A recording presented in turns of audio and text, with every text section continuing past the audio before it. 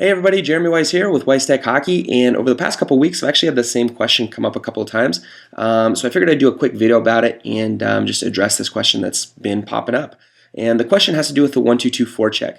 So if you haven't seen we've actually done a couple videos on the 1-2-2 forecheck. If you haven't seen them, I'll put links in the descriptions. And make sure you check those out. But this question actually has to do with breaking out against the 1-2-2 forecheck. So the couple coaches that asked me this question, they're playing against teams. Playoffs are starting to come up, and they've been seeing these teams enough to know what types of forechecks they use. And in particular, they're saying, we're coming up against a team that uses the 1-2-2 forecheck successfully against us. How do we beat it?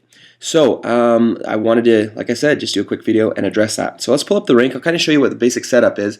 I'm going to assume that the 1-2-2 that the other team is using is somewhat similar to the one that we've drawn up on our site. Again, anytime you're talking about systems hockey, there's always different variations, different ways of doing things. But generally speaking, a 1-2-2 is a fairly common setup. There are a few different variations of it, but let's just assume that it's the one similar to what we've drawn up. So basically what we've got, puck dumps into the corner, we've got our closest defenseman goes to pick it up, and then I haven't drawn our guys in D-zone coverage. I draw them more in a breakout formation just to kind of keep the lines cleaner, make it a little bit more simple to address the question. Then we've got our forechecking team, that's in the light blue.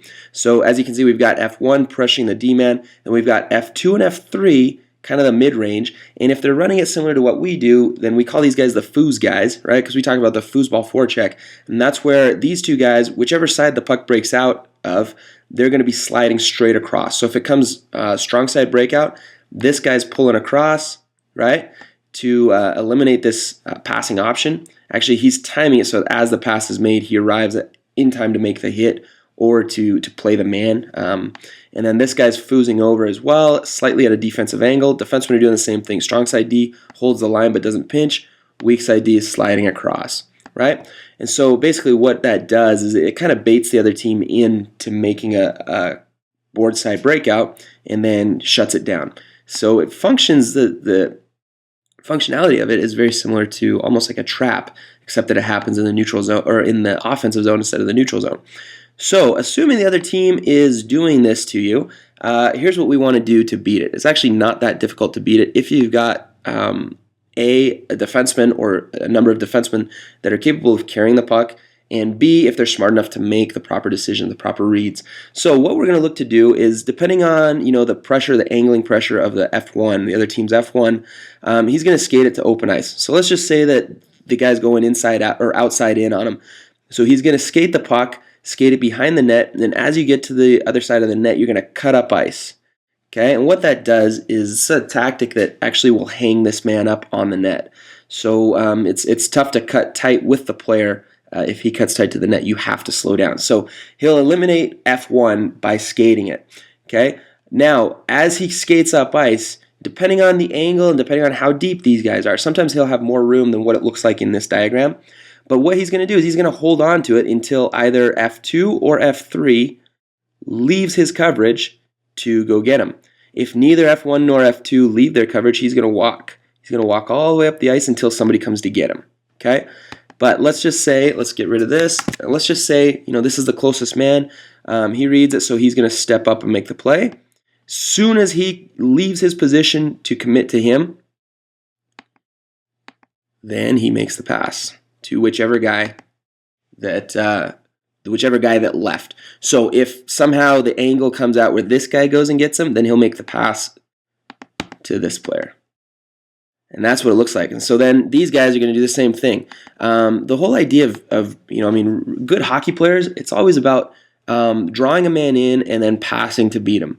And with this, what we're doing is we're using our skating to beat F1, then drawing in F2, and then basically we're setting up an odd man rush going down the ice.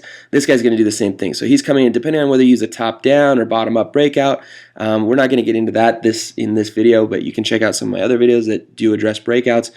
Anyways, this guy's going to skate it up the ice. Depending on the angle, we draw things textbook, but it's always up to read and react.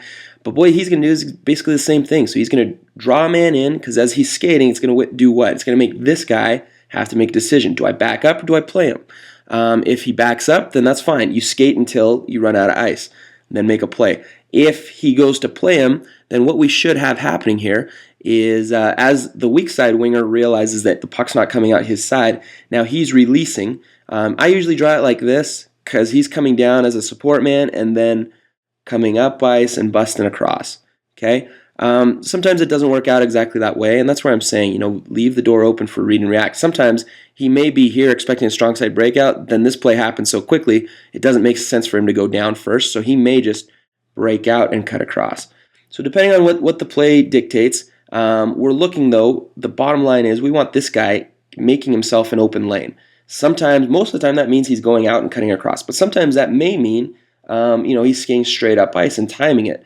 So either way, though, as this man draws their player in, okay, now that should leave an open lane for a pass across.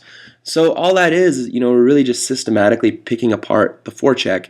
And it all starts, though, the key player on this is going to be this defenseman.